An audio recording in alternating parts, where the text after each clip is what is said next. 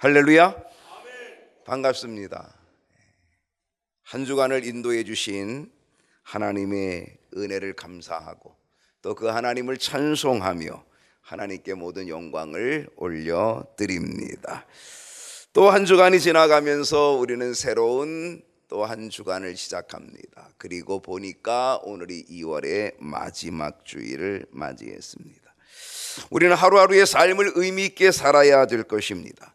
오늘 하루하루의 삶을 하나님이 기뻐하심이 무엇인지를 묵상하며 살아간다면 그 삶은 뜻있고 또 하나님께 기쁨이 될 것이고 또 은혜가 넘치는 삶이 될 것입니다. 그러한 삶이 하루하루 이어져 나가는 우리 모든 성도님들 될 수 있기를 소원합니다. 옆에 있는 분하고 인사합니다. 잘 오셨습니다. 큰 은혜 받읍시다.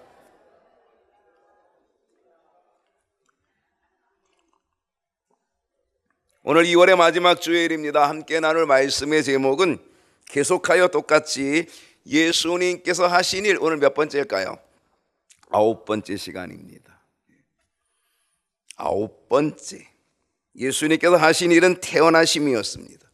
예수님께서 하신 일은 세례를 받으심이었습니다. 예수님께서 하신 일은 시험을 받으시는 일이었습니다. 그리고 예수님은 그 시험을 이겨내시고 하나님의 나라의 확장을 위하여 12 제자를 택하고 제자를 부르셨습니다.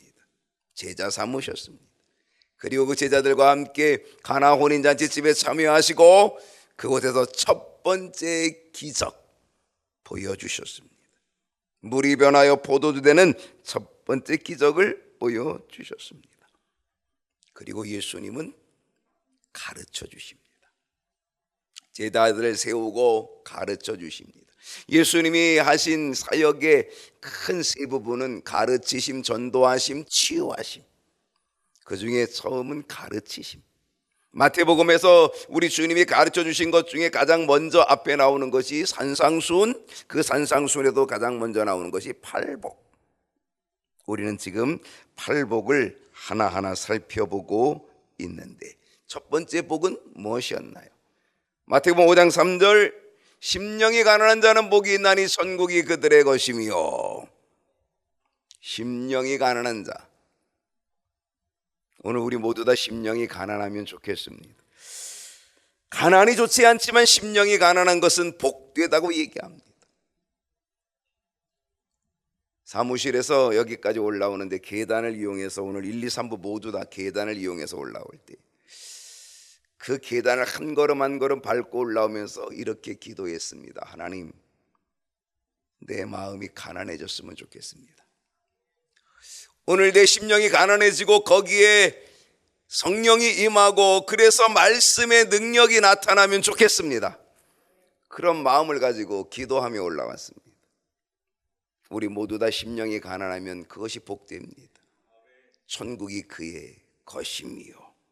회개의 심령이 되고 겸손의 심령이 되어지면 영안이 열리게 되고 천국을 보게 될 것이고 천국을 소유하고 천국에 들어가는 복을 받게 될 줄로 믿습니다.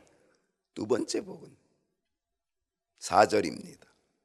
애통하는 자는 복이 있나니 그들이 위로를 받을 것입니다. 사랑하는 사람의 죽음을 가슴 아파하는 애통, 그 애통의 심정을 가지고 그 애통의 마음을 가지고 나의 죄의 결과를 바라보며 죄의 삭슨 사망, 죄의 값은 죽음, 심판이라고 하는 것을 바라보며 그래서 나의 죄에 대해서 애통해 한다면 그 사람에게 하나님의 만져주시는 따스한 손길의 위로를 얻게 될 줄로 믿습니다. 오늘 팔복의 세 번째는 무엇일까요? 5절입니다. 다 같이 읽어봅니다. 시작.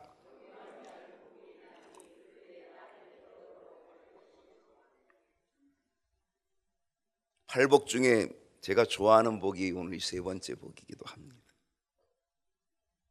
온유한 자는 복이 있다. 온유한 자의 복입니다. 여러분, 온유가 뭘까요? 여러분에게 온유를 설명하라 그러면 설명이 가능합니까? 국어사전에 보니까 온유가 이렇게 되어 있습니다. 성격, 태도. 그러니까 온유는 성격과 연관이 있다는 거예요. 아유, 그 사람 한 성깔에, 그러면 온유하고 조금 거리가 멀 수도 있어요. 성격, 태도가 온화하고 부드러움, 이게 온유라는 거예요. 국어사전에 얘기하는 온유라는 거예요. 사실 문자적인 의미보다 이 온유는 느낌으로 더 쉽게 할 수 있습니다. 온유라는 것을 말로 표현한다는 건 쉽지 않지만, 잘 설명되지 않을 수 있지만, 그런데 온유를 느끼냐고 하면 느낄 수 있다고 말할 것입니다. 북한의 김정은 온유합니까? 별로 느낌이 없죠. 온유한 느낌이. 왜? 온유한 모습이 안 보이는 거죠. 기관총으로 자기 이모부를 사형시킬 정도면 온유하고는 거리가 멀다고 느껴질 겁니다. 유대인들을 600만 명 죽였던 히틀러는 어떻습니까? 온유합니까? 우리는 느낌으로 아니라고 말할 것입니다. 여러분, 저는 온유할까요?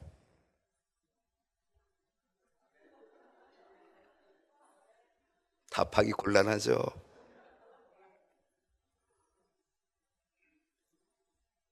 그렇다면 다시 물어봅니다. 여러분은 온유하십니까?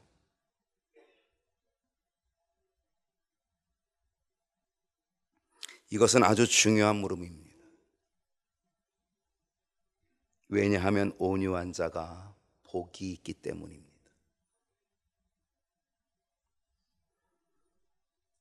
우리는 팔복의 세 번째 복을 누리기 위해서 반드시 온유한 자가 되어야 될 줄로 믿습니다. 온유한 자가 되시기를 축복합니다.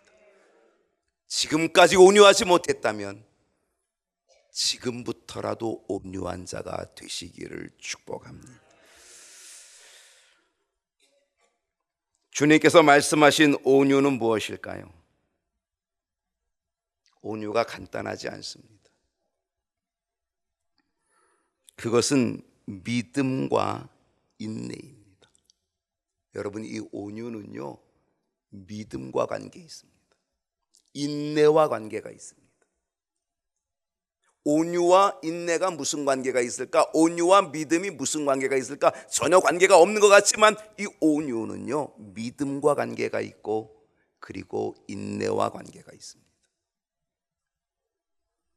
우리는 환난을 만납니다. 우리는 역경을 만납니다. 우리는 어려운 상황을 만납니다. 그 역경 중에, 환난 중에 하나님께서 보살펴 주실 것을 굳게 믿는 믿음으로 인내하는 모습, 그게 온유입니다. 여러분 잘 생각하시게 돼요.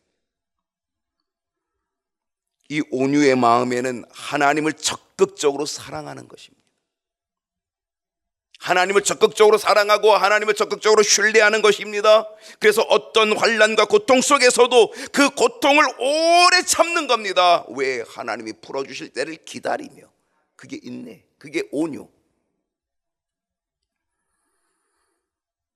그 고통을 오래 참음으로 인내하는 온화하고 부드러운 모습이, 그게 온유라는 것입니다. 주님은 말씀하십니다. 온유한 자는 복이 있나니. 여러분, 온유한 자의 복이 뭐라 그랬어요? 땅을 기업으로 받을 것이며. 여기서의 땅은 뭘까요? 말 그대로 땅입니다. 한국 사람들이 제일 좋아하는 산이 무슨 산이라고 그랬어요? 부동산입니다. 부동산 좋아하시잖아요. 온유한 자의 복은 땅을 기업으로 얻을 것입니다. 예전이나 지금이나 땅은 아주 중요한 가치입니다. 하나님께서 이스라엘 백성들에게 약속하신 것이 뭔지 아십니까? 땅이었습니다. 하나님이 아브라함을 부르십니다. 너 갈대아우로 떠나라. 너 내 고향 친척 아비집 떠나라. 그리고 내가 내게 지시할 땅으로 가라. 땅. 하나님이 아브라함에게 뭘 약속하셨어요? 땅을 약속하셨어요. 아브라함은 하나님이 지시하시는 땅, 그 땅을 갈 바를 알지 못하면서 그 땅을 향하여 출발합니다. 왜? 하나님이 땅을 약속하셨어요. 하나님은 아브라함에게 그 땅을 약속하시고 그리고 그 후손인 이스라엘 백성들에게 땅을 약속하십니다. 땅을 주겠다고 하십니다. 그리고 그들을 땅 이끌어 가십니다. 그 땅이 어떤 땅이었어요? 가나안 땅이었습니다.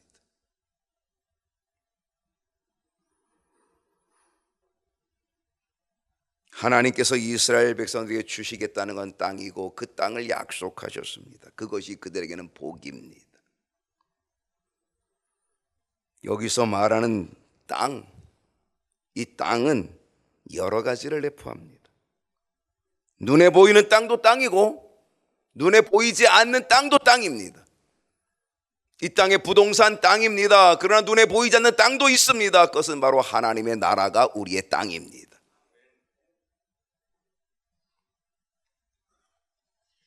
그 땅도 기업으로 얻게 될 것입니다. 기업으로 주어지는 모든 것이 땅이 되는 거죠. 우리는 성경 속에 나타난 온유한 사람을 이제 살펴보기를 원합니다. 예수님이 오늘 온유한 자는 복이 있다고 했는데 그러면 온유한 자로서 복을 받은 사람이 누구인가?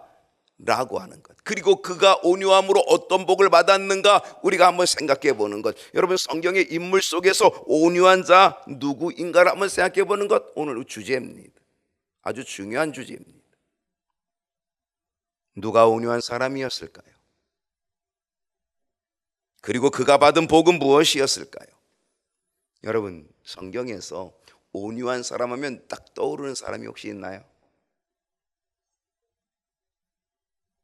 여러분 나름대로 아마 온유한 사람을 선택할 수 있을런지 모르겠습니다. 오늘 그 첫 번째 사람은 모세입니다. 아마 어떤 사람이 모세가 온유하단 말이야? 아닌 것 같은데. 근데 모세는 온유한 사람입니다. 민수기 12장 3절을 다 같이 한번 읽어보겠습니다. 시작.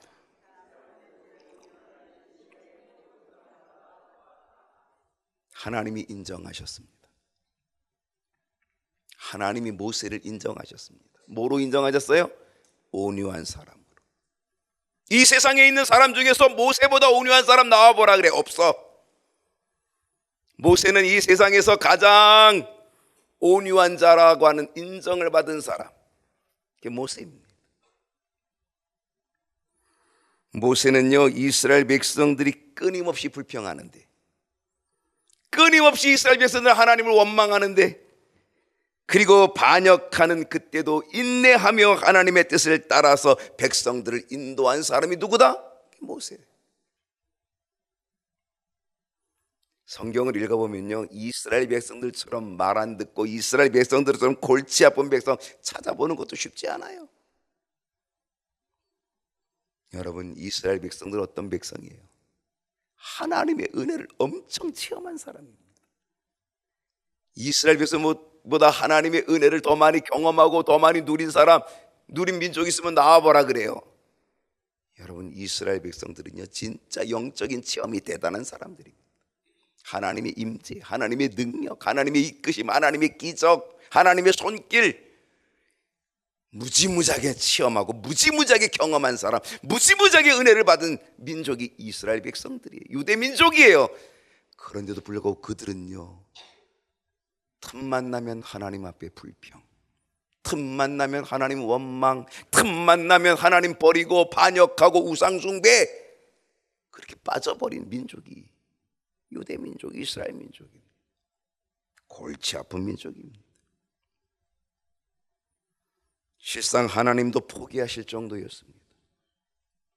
하나님도 포기하시려고 했습니다. 그런 민족입니다. 출애굽기 32장 10절을 보십시다. 그런즉 내가 하는 대로 내버려둬라. 하나님이 모세에게 말합니다. 모세야 이제 나 말리지 마. 내가 하는 대로 내버려둬. 내가 그들에게 진노하여, 이 이스라엘 백성들에게 진노하여 그들을 어떻게 버리겠다? 다 진멸해버리겠다. 그리고 새로운 민족, 너 큰 민족, 큰 나라 다시 만들어줄게. 이 골치 아픈 민족, 이 골치 아픈 이스라엘 백성들 여기서 싹 다 내가 죽여버리고 진멸하고 다시 새로운 민족 만들어줄 테니까 말 잘 듣는 민족하고 같이 가자. 그러니 나 말리지 마. 나 말리지 마. 하나님도 포기하실 정도였습니다. 얼마나 골치 아픈지 포기하실 정도의 이스라엘 백성들이었어요. 하나님 지쳤어요. 하나님께서 애굽에서 끄집어내고 홍해바다를 기적적으로 건너가게 해주고 그런 엄청난 은혜와 기적들을 보여줬는데도 불구하고 그들은 금송아지를 만들어가지고 금송아지 섬기는 거예요. 하나님이 속이 터지는 거죠. 그래서 내가 싹 진멸하고 다 죽여버리고 그리고 새로운 나라 만들어줄게. 큰 나라 만들어줄게. 모세에게 나 말리지 마. 제가 모세라면 뭐라고 얘기했을 것 같아요? 아멘 할렐루야지요. 맞습니다. 하나님 잘 생각하셨습니다. 하나님 이번 기회에 싹 진멸해 주시고요, 말 잦는 좀 새로운 민족 좀 만들어 주세요. 아멘 할렐루야 아니겠습니까? 근데 모세가요 어떻게 했는지 아십니까? 모세야 나 말리지 마 그러는데 하나님이 모세가 말리고 있어요. 어떻게 말리는지 아세요? 11절에 나왔네요. 모세가 그의 하나님 여호와께 구하여 이르되 기도했어요. 하나님 어찌하여 이 큰 능력과 강한 손으로 애굽 땅에서 인도하여 내신 주의 백성에게 진노를 내리시려고 합니까? 하나님이 그 큰 기적으로 그 큰 손길로 정말 기적으로 이끌어내는 이 백성 아닙니까? 여기까지 이끌어 오셨는데, 여기까지 해방의 은혜를 주셨는데, 근데 여기서 죽이면 어떡합니까?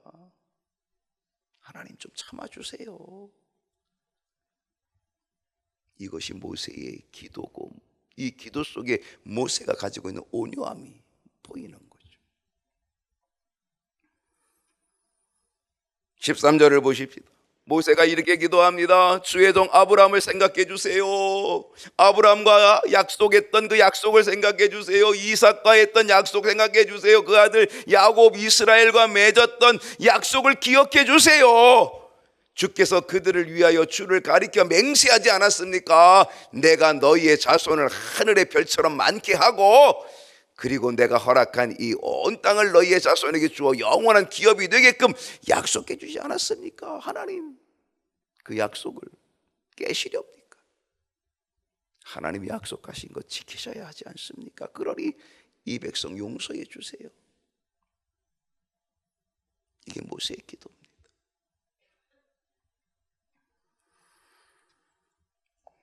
14절을 보게 되면요, 하나님이 이 모세의 이 기도를 들으시고 하나님이 뜻을 돌이켜서 말씀하신 화를 다 진멸하여 죽이겠다고 했던 그것을 그 백성에게 내리지 아니하셨다는 거예요. 하나님이 뜻을 돌이켰다는 거예요. 누구 때문에? 모세 때문에. 그 모세의 그 온유함 하나님이 감동받으셔요. 와, 정말 모세 대단하다. 나도 못 참겠는데, 모세야 네가 이 민족을 이끌어가는 지도자로서 얼마나 속이 터지겠니? 지금 내 속이 터지는데 네 속은 얼마나 더 터지겠니? 직접 인도하는 너.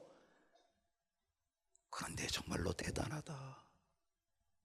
나도 더 이상 참지 못하는데, 나도 포기해야 될 판인데, 근데 어떻게 너는 이 백성을 위하여 이렇게 기도할 수가 있니? 하나님 인정하셨다니까요. 이야, 너보다 온유한 자가 정말 없다.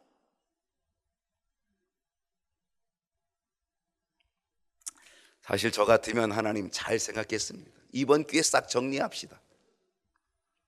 싹 쓸어주시고 새로운 민족, 말 잘 듣는 민족 만들어주세요.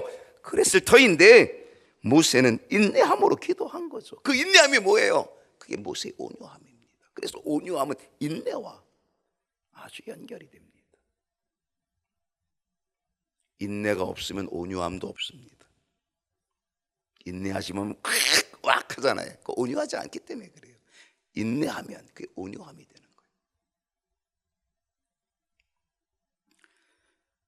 모세는 이 온유함으로 어떤 복을 받았습니까? 이스라엘 민족을 기업으로 얻게 된 줄로 믿습니다.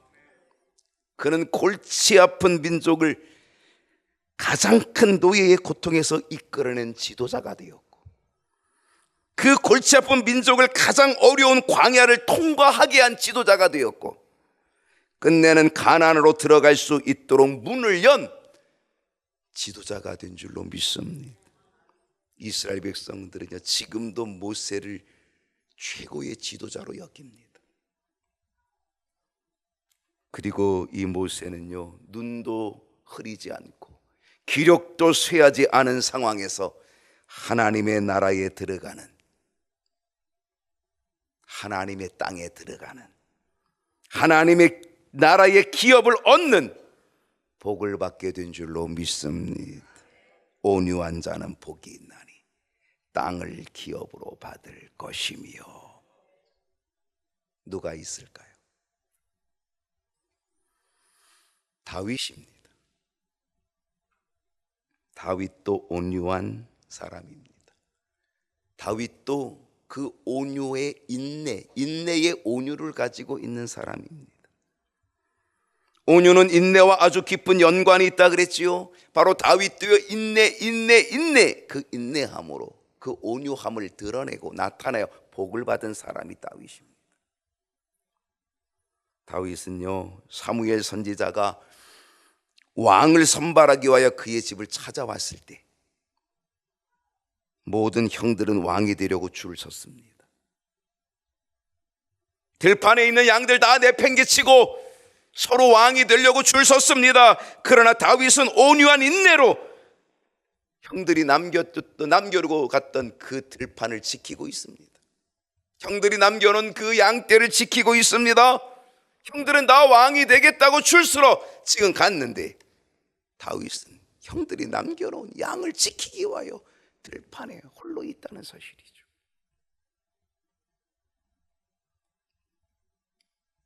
하나님은 그의 성품을 보고 계셨습니다. 하나님은 그의 심령을 보고 있었습니다. 사무엘 선지자는 형들의 외모를 보고 있습니다. 엘리압, 와 장군감이다, 와 왕감이다, 기름 부여고 했습니다.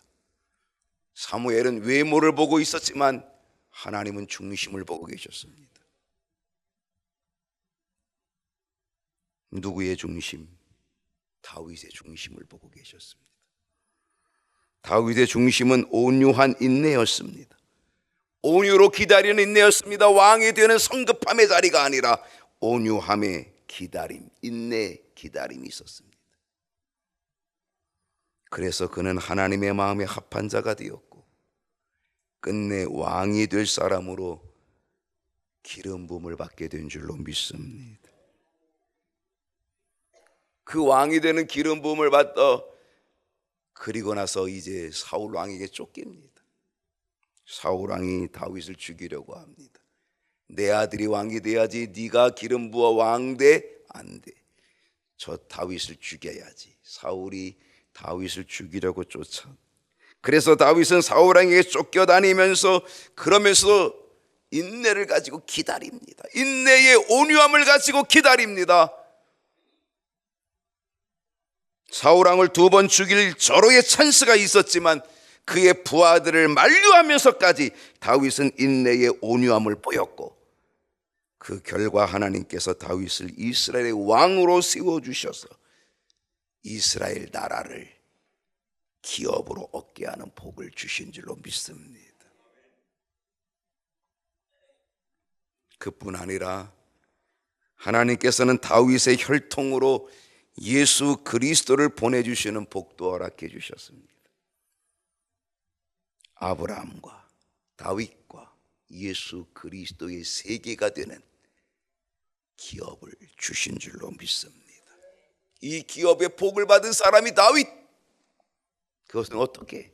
온유함으로 하나님을 믿고 하나님을 신뢰하며 기다리는 그 기다림의 온유함으로 다윗은 왕이 되는 복을 받고 그의 왕가가 영원한 왕가가 되는 복을 받고 아브라함과 다윗과 예수 그리스도의 세계를 이어가는 기업의 복을 누리게 된 줄로 믿습니다. 누가 있을까요? 이삭입니다. 저는 이 이삭을 좋아합니다. 아브라함의 아들 이삭은 온유함의 사람입니다. 그는 어린 시절 아버지 아브라함이 그를 번제로 태워 바치려고 할 때 아버지의 말씀에 온유함으로 순종한 사람이 이삭입니다. 도망치지 않습니다. 거부하지 않습니다. 그 죽음의 자리를 마다하지 않고 순종한 사람이 이삭입니다. 그 온유함으로 하나님의 뜻을 이루고자 했던 사람이 이삭이었습니다. 그 이삭은 장성에서도 온유함의 사람이었습니다. 블레셋 땅에서 우물을 팠는데 우물을 파니까 거기에 물이 나옵니다. 물을 얻게 되니까 블레셋 사람들이 우물을 빼앗아 버립니다. 이삭은 어떻게 했어요? 양보합니다. 그들과 다투지 않고 온유함으로 양보합니다. 그리고 또 다른 곳에 가서 우물을 팝니다. 그곳에 또 물이 나옵니다. 그곳에 와서 또 그들이 빼앗아 갑니다. 그러면 또 싸우지 않고 또 양보합니다. 또 다시 양보하고 또 다른 곳에 가서 또 우물을 팝니다. 그리고 그 다른 곳에서 또 물을 얻는 사람, 이삭입니다. 이삭은 온유한 길을 걸은 사람입니다. 그 온유함의 결과가 뭡니까? 온유함의 복이 무엇입니까? 땅을 기업으로 얻는다 그랬잖아요. 이삭은 정말 땅을 기업으로 얻은 사람입니다. 창세기 26장 24절을 보게 되면 그 밤에 여호와께서 그에게 나타났습니다. 그 밤에, 어떤 밤에? 싸우지 않고 다투지 않고 양보하고 또 양보하고, 우물을 파서 물을 얻으면 또 블레셋 사람들이 뺏으러 옵니다. 그러면 양보하고 또 양보했던 바로 그 밤에 여호와께서 이삭에게 나타납니다. 뭐라고 말씀하십니까?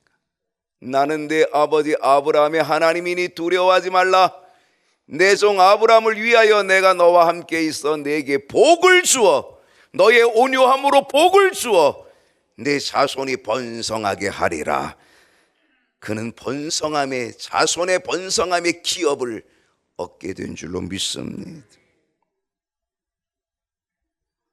25절을 보게 되면 그 말씀을 듣고 이삭이 그곳에 제단을 쌓습니다. 여호와의 이름을 부르면서 그가 장막을 쳤더니 이삭의 종들이 거기서도 뭘 팠어요? 우물을 팠어요. 그랬더니 물이 또 나옵니다. 팔레스틴에서 우물은 귀합니다. 물이 너무 귀한 지역입니다. 물은 생명입니다. 그런데 이삭은요, 우물을 파는 곳마다, 그가 가서 우물을 파는 곳마다 하나님은 물을 허락해 주시는 기업의 복을 주신 줄로 믿습니다. 28절을 보게 되면 그들이 이르되 여호와께서 너와 함께 계심을 우리가 분명히 보았다. 그들이 누굴까요? 우물을 빼앗았던 블레셋 사람들입니다. 우물을 빼앗고 했던 그들이 결국은 이삭을 찾아왔습니다. 이삭 앞에 무릎을 꿇었습니다. 왜? 여호와께서 너와 함께 계심을 우리가 분명히 보았다. 온유한 자에게 복 주시는 것을 본 거지요. 그래서 블레셋 사람들이 이삭을 찾아와서 우리와 함께 계약을 맺자, 우리와 함께 좀 잘 좀 지내보자, 그러면서 이삭에게 찾아왔다는 거죠. 이삭은 이방 사람들도 기업으로 얻은 줄로 믿습니다. 우물도 기업으로 얻고 땅도 기업으로 얻고 자손의 번성함도 기업으로 얻고 블레셋 이방인들까지도 인정해 주는, 그래서 그들도 그 수하에 두는 기업을 얻게 된 줄로 믿습니다. 이것이 이삭의 온유함의 복이요, 복. 하나님께서 이삭에게 이런 복을 주신 것입니다. 이방인들조차도 머리 숙이고 들어오는 복.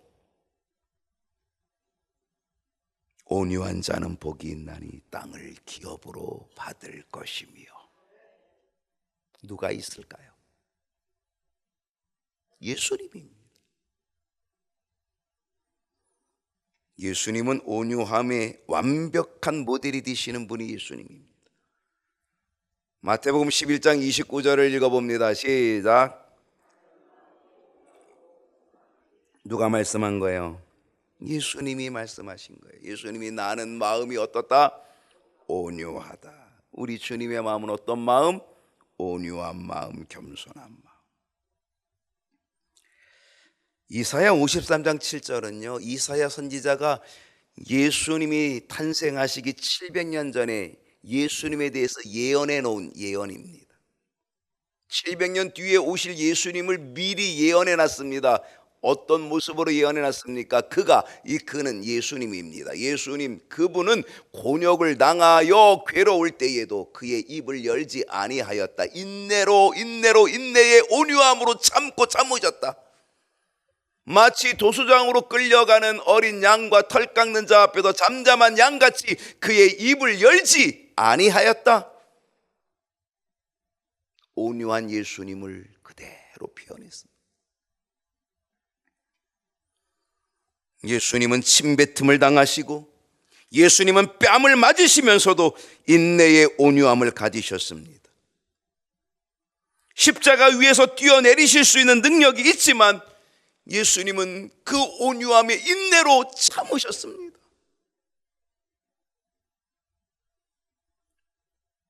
누가복음 23장 34절을 보게 되면 이에 예수께서 이르시되 아버지 저들을 사하여 주옵소서. 온유함의 인내를 가지신 주님은 이렇게 기도하십니다. 예수님, 당신을 십자가에 못 박고 그리고 모욕하고 침뱉은 그들을 향하여 아버지여 저들을 사하여 주시옵소서. 이렇게 기도하신 분이 우리 주님이신 줄로 믿습니다. 인내의 온유함으로 자신을 모욕하는 그들을 위하여 기도하시고 자신을 십자가에 못 박아 죽이는 그들을 위하여 용서하는 기도를 드리신 우리 주님, 그 온유함의 모습, 예수님이 받은 복이 있다면 무엇일까요? 빌립보서 2장 9절을 보면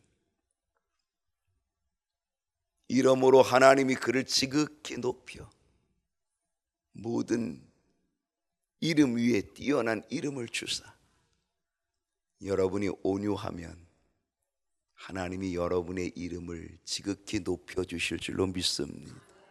그것이 여러분에게 주는 기업이 될 것입니다. 이 땅의 기업이 될 것입니다. 높여주시는 이 땅의 기업.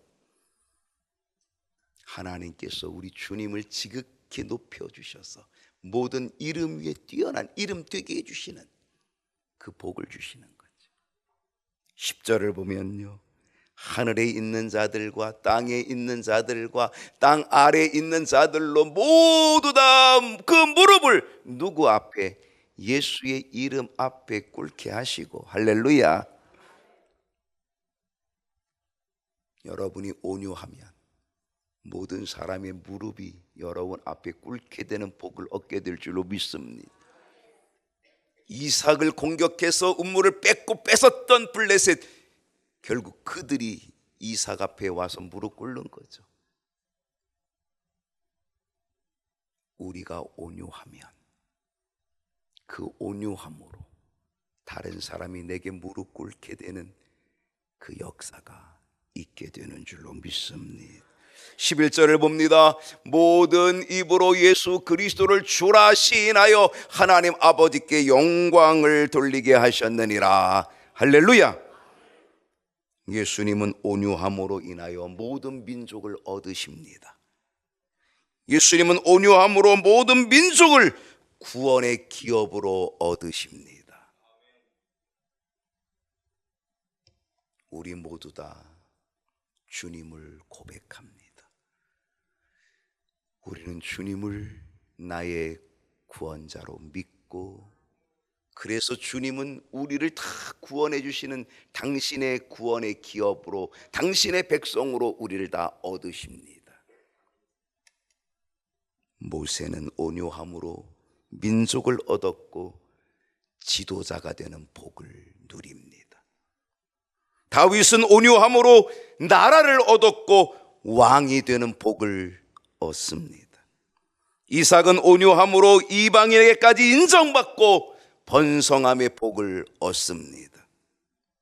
예수님은 온유함으로 모든 이름, 모든 민족, 인류를 구원하는 기업을 얻으신 줄로 믿습니다.